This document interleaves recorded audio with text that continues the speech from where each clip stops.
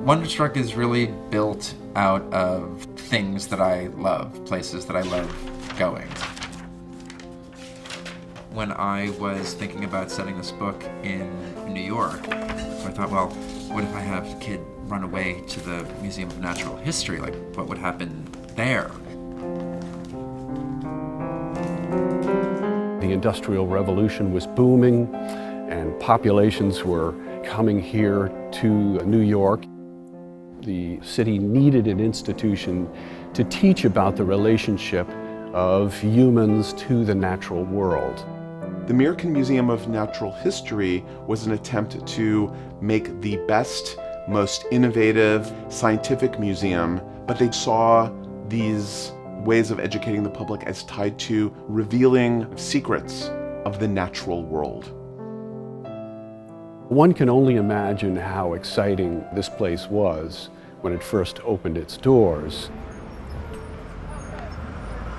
And the amazing thing is, there we are in the Museum of Natural History.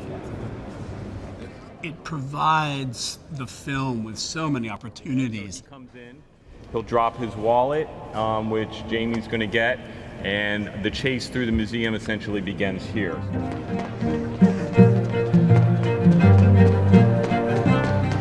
The breadth of them is really what's, I think, magnificent about this location.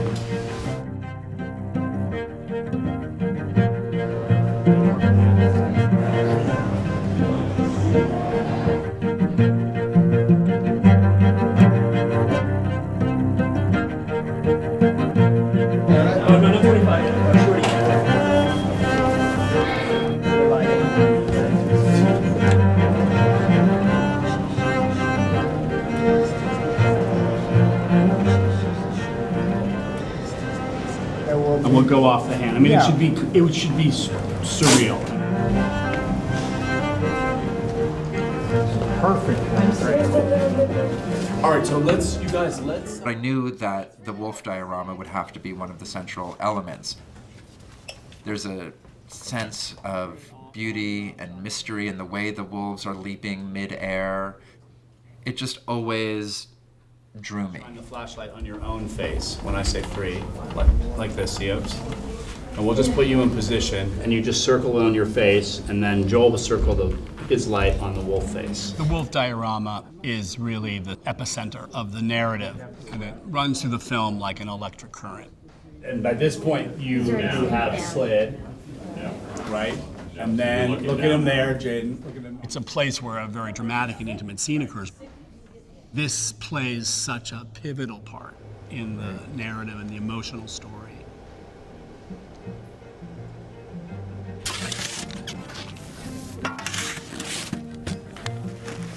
We had opportunity and need to cover the diorama in many different ways for the film. And probably one of the most exciting is how to create the wolf element in the dreams. We want to have a sense of locomotion and movement in something that obviously began with a static source.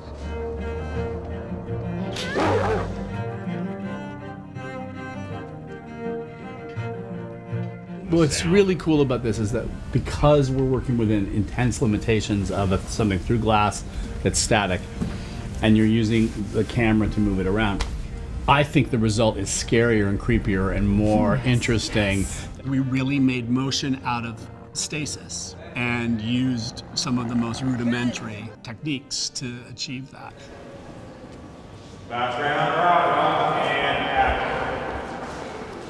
The Museum of Natural History inspired so much of the language within the film itself. Cut. It was an amazing privilege. All right, let's add more light to the lion. Another one bounced here. The themes of the diorama and the practice of the Natural History Museum are things whose meaning gains personal relevance and depth as the film intricately and carefully unfolds. Good.